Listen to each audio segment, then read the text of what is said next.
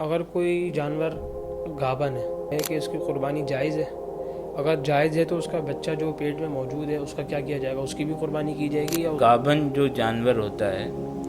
اس کی قربانی جو ہے شرعاً جائز ہے، البتہ ایسا جانور جو بالکل قریب الولادہ ہے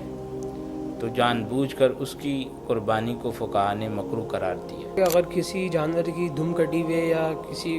دمبے کی چکی کٹی ہوئے تو ایسے جانور کی قربانی میں کوئی فرق تو نہیں پڑے گا؟ قربانی ادا ہو جائے گی؟ ایک تہائی کے بقدر یا اس سے زیادہ کٹی ہوئی ہے تو ایسی صورت میں اس کی قربانی درست نہیں ہوگی۔ کہ اگر کسی شخص پر قربانی واجب نہیں ہے لیکن پھر بھی وہ قربانی کا جانور لے کر آ جاتا ہے قربانی کی نیت سے، ہلاک ہو جاتا ہے، جانور مر جاتا ہے، تو اب لانے کی وجہ سے تو اس پہ قربانی واجب ہو گئی تھی، اب دوبارہ لانا پڑے گا اس کو؟ دیکھیں، یہ بات ذہن میں رکھیے گا کہ وہ آدمی جو صاحب نصاب نہیں تھا، شرعاً اس پر قربانی واجب نہیں تھی، لیکن پھر بھی وہ قربانی کا جانور لے آیا اور پھر وہ جانور مر گیا، تو ایسی صورت کے اندر اب دوسرا جانور لا کر اس کی قربانی کرنا اس پر لازم نہیں ہے۔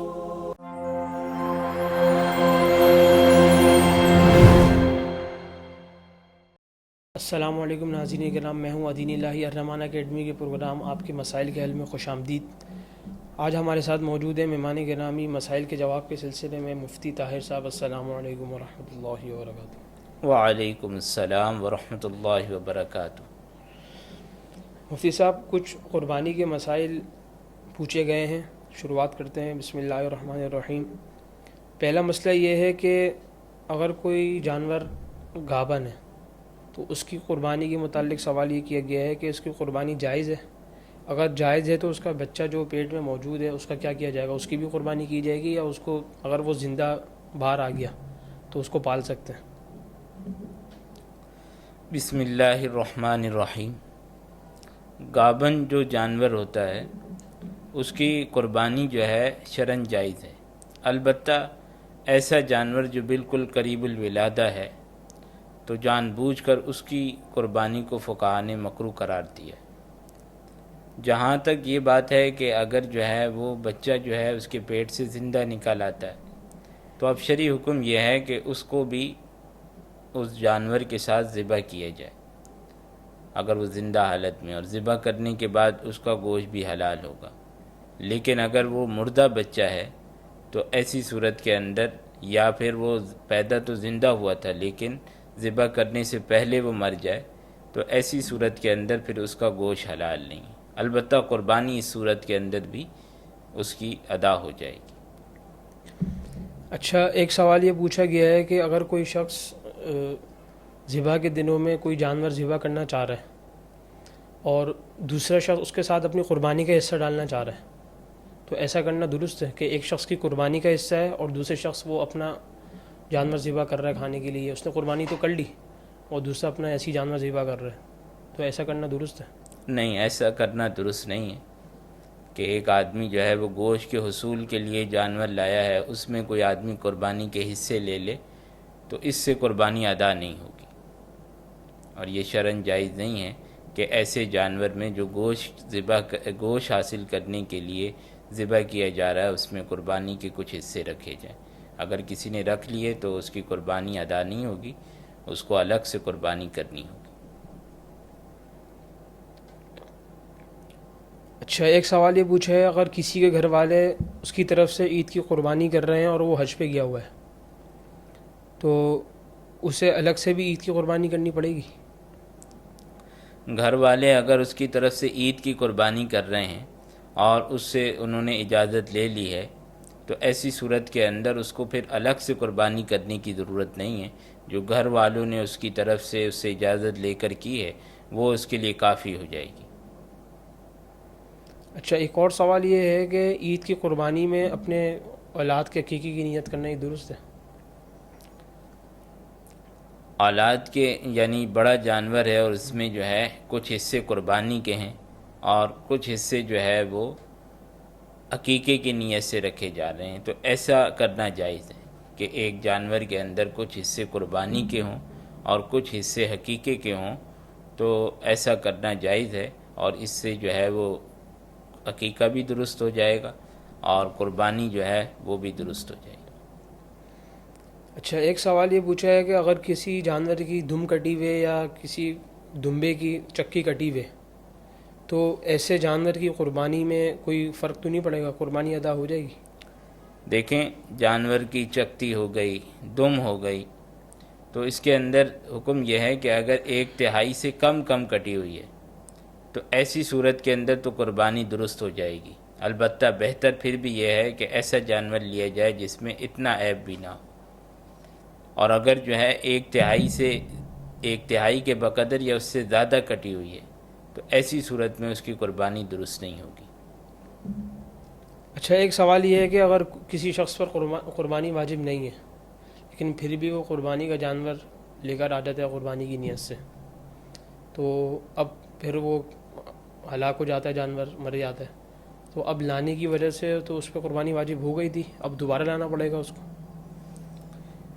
دیکھیں، یہ بات ذہن میں رکھیے گا کہ وہ آدمی جو صاحب نصاب نہیں تھا، شرعاً اس پر قربانی واجب نہیں تھی، لیکن پھر بھی وہ قربانی کا جانور لے آیا اور پھر وہ جانور مر گیا یا ضائع ہو گیا، چوری ہو گیا، تو ایسی صورت کے اندر اب دوسرا جانور لا کر اس کی قربانی کرنا اس پر لازم نہیں ہے، بلکہ جو ہے اس کو اختیار ہے، وہ چاہے تو دوسرا اگر وہ لانا چاہتا ہے اپنی خوشی سے تو ٹھیک ہے، لے آئے اور قربانی کر لے، اور اگر نہیں لاتا تو شرعاً اس پر لازم نہیں ہے کہ اب دوبارہ جو ہے وہ دوسرا جانور لے کر آئے اور اس کی قربانی۔ یہ حکم صرف جو ہے اس شخص کے لیے ہے کہ جس پر شرعاً قربانی واجب نہیں تھی۔ اچھا، ایک سوال قربانی کے جانور کے سینگ کے متعلق ہے کہ اگر کسی جانور کے سینگ نکال لی گئے تو اب اس جانور کی قربانی ادا ہو جائے گی؟ جس جانور کے سینگ جو ہیں وہ خوبصورتی کے لیے نکال لیے گئے ہیں، اکھیڑ لیے گئے ہیں، تو ایسی صورت کے اندر اگر اس کا زخم جو ہے وہ بالکل ٹھیک ہو چکا ہے اور اس کا دماغ پر کوئی اثر نہیں ہے تو پھر اس کی قربانی جو ہے وہ درست ہو جائے گی۔ البتہ بہتر ہے کہ افضل اور بہتر یہ ہے کہ آدمی سینگ والے جانور کی قربانی کر لے، لیکن اگر اس جانور کی قربانی کرتا ہے اور اس کے دماغ پر اس کا کوئی اثر نہیں ہے اور کوئی ابھی زخم بھی باقی نہیں ہے تو اس کی بھی قربانی درست ہو جائے گی۔ اچھا، ایک سوال یہ پوچھا ہے اگر کسی شخص نے عمرے کا طواف اور صحیح کر لی، اب اس کو حلق کرانا ہے، گنجا ہونا یا بال کٹوانے، تو وہ حلق کروانے سے پہلے دوسرے عمرے کا احرام باندھ سکتا ہے؟ دیکھیں، عمرے کا احرام جو ہے وہ حلق سے کھلے گا، تو ایک عمرے کا احرام کھولے بغیر جو ہے وہ دوسرے عمرے کا احرام باندھنا یہ درست نہیں۔ اگر کسی نے اس طرح باندھ لیا اور جو ہے عمرہ کر لیا تو اس کو دم دینا ہوگا۔ اچھا، ایک سوال یہ پوچھا ہے کہ اگر کسی شخص نے یہ کہا کہ کوئی شخص بیمار ہے، اس نے یہ کہا کہ میں صحت یاب ہو جاؤں گا تو میں حج کروں گا، تو اس کے اوپر حج اس کے اوپر واجب ہو گیا؟ اس بارے میں فقہا کا کہنا یہ ہے کہ اگر نظر مانتے ہوئے اس کی نیت یہ تھی کہ جو حج فرض ہے اسی کا اس نے ارادہ کیا تھا تو اس صورت کے اندر تو ایک ہی حج رہے گا، لیکن اگر اس کا ارادہ یہ تھا کہ فرض حج کے علاوہ الگ سے ایک حج جو ہے اس کی نیت تھی، اس کو ادا کرنے کی نیت تھی اور اس کے ساتھ اس نے نظر کو مشروط کیا تھا، تو ایسی صورت کے اندر اس پر دونوں حج الگ الگ فرض ہوں گے۔ ایک اپنا فرض حج اس کو ادا کرنا ہوگا اور اسی طرح واجب جو نظر والا ہے وہ الگ سے ادا کرنا ہوگا۔ اچھا، ایک سوال یہ پوچھا ہے کہ ایک شخص میقات سے بغیر احرام کے گزر گیا، اب مسجد عائشہ جو آتی ہے وہاں سے اس نے احرام باندھ کے اب وہ جا رہا ہے، تو ایسا کرنا اس کے لیے درست ہے؟ ایک شخص جو ہے وہ میقات سے بغیر احرام کے گزر گیا اور پھر اس نے جا کر حل میں یعنی مسجد عائشہ سے جو ہے اس نے احرام باندھ لیا اور عمرہ کر لیا، تو اگر ایسا کر لیا اس نے عمرہ بھی کر لیا احرام باندھ کے مسجد عائشہ سے، تو ایسی صورت کے اندر جو ہے یا اس نے عمرے کے افعال شروع کر دیے تو ایسی صورت کے اندر پھر ایک دم اس کو دینا ہوگا۔ البتہ اگر جو ہے وہ میقات سے گزرنے کے بعد دوبارہ واپس آ جائے، عمرہ کرنے سے پہلے واپس آ جائے اور میقات سے دوبارہ جو ہے وہ احرام باندھ لے تو اس صورت کے اندر پھر یہ دم ساقط ہو جائے گا۔ اچھا، ایک سوال یہ پوچھا ہے کہ ہم حج پہ جا رہے ہیں اور حج سے فارغ ہونے کے بعد تقریباً 10 دن مکہ میں ان کا قیام ہے، تو اب یہ سوال یہ پوچھنا چاہ رہے ہیں کہ یہ نماز کا کیا حکم ہے، قصر پڑھیں گے یا مقامی والی نماز پڑھیں گے، پوری نماز پڑھیں گے؟ اصل حکم یہ ہے کہ مکہ، منا، اسی طرح عرفات، ان تمام جگہوں کو ملا کر اگر کسی کا 15 دن یا اس سے زیادہ قیام کی نیت ہے تو وہ شخص جو ہے پھر مقیم شمار ہوتا ہے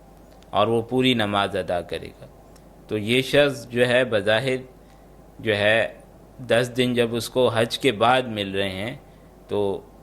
بظاہر یہی ہے کہ 15 دن یا اس سے زیادہ ہی قیام کی اس کی نیت تھی، تو اس لیے ایسے شخص کو چاہیے کہ وہ نماز مکمل ادا کرے۔ اچھا، ایک سوال یہ پوچھا ہے کہ کن تاریخوں میں عمرہ کرنے سے ممانعت آئی ہے شریعت میں؟ شریعت کے اندر 5 ایام جو ہیں، یعنی 9 ذی الحجہ سے لے کر 13 ذی الحجہ تک، یہ جو 5 ایام ہیں ان کے اندر جو ہے وہ عمرہ کی ادائیگی کو منع کیا گیا ہے کہ ان ایام کے اندر عمرہ ادا نہ کیا جائے، باقی سال کے تمام دنوں کے اندر عمرہ ادا کیا جا سکتا ہے۔ اچھا، ایک سوال یہ پوچھا ہے، احرام کی حالت میں اگر چہرے پہ بار بار نقاب لگ رہا ہے عورت کے، تو اب اس میں کیا حکم ہے؟ صدقہ واجب ہوگا یا دم واجب ہوگا؟ صدقہ کتنا واجب ہوگا؟ دیکھیں، احرام کی حالت کے اندر اگر جو ہے نقاب جو ہے وہ چہرے پر لگ رہا ہے اور اس نے کیپ وغیرہ پہنا ہوا ہے اور نقاب جو ہے وہ چہرے سے دور ہے، لیکن ہوا کی وجہ سے یا چلنے کے دوران وہ چہرے پہ لگتا ہے اور وہ فوراً اس کو ہٹا لیتی ہے، تو اس میں کوئی صدقہ وغیرہ لازم نہیں ہوگا۔ البتہ اگر جو ہے وہ پورا ایک دن جو ہے وہ اس حالت میں اس نے گزارا ہے کہ نقاب جو ہے وہ اس کے چہرے پر لگا ہوا تھا، تو ایسی صورت کے اندر پھر ایک دم لازم ہوتا ہے۔ اور اگر جو ہے 12 گھنٹے یا اس سے کم جو ہے وہ یعنی 12 گھنٹے تک اگر لگا رہا تو ایسی صورت کے اندر صدقۃ الفطر جو ہے کے برابر جو ہے صدقہ کرنا اس پر لازم ہوگا۔ اچھا، ایک سوال ویل چیئر کے متعلق پوچھا ہے کہ اگر کوئی شخص کسی کو ویل چیئر پہ صحیح کروا رہا ہے یا طواف کروا رہا ہے تو اس کا اپنا بھی طواف اور صحیح ہو جائے گا؟ جی ہاں، اگر کوئی شخص جو ہے وہ کسی کو ویل چیئر پر جو ہے بٹھا کر طواف کروا رہا ہے اور اس نے اپنے طواف کی بھی ساتھ نیت کی ہے کہ میرا بھی طواف ادا ہو، تو اس سے اس کا طواف جو ہے وہ ادا ہو جائے گا۔ اسی طرح صحیح کے اندر بھی نیت کر لینی چاہیے، اگرچہ صحیح کے اندر نیت کرنا ضروری نہیں ہے، لیکن بہتر یہ ہے کہ وہ اپنی صحیح کی بھی نیت کر لے اور اس کی یعنی ویل چیئر پہ طواف اور سعی کرانے کی صورت میں جو ہے اس کی اپنی سعی اور طواف بھی ادا ہو جائے گا۔ جزاک اللہ مفتی صاحب، وقت دینے کا شکریہ۔ اجازت چاہوں گا آپ سے۔ اللہ تعالی ہم سب کو مسائل سمجھ کر اس پر عمل کرنے کی توفیق عطا فرمائے۔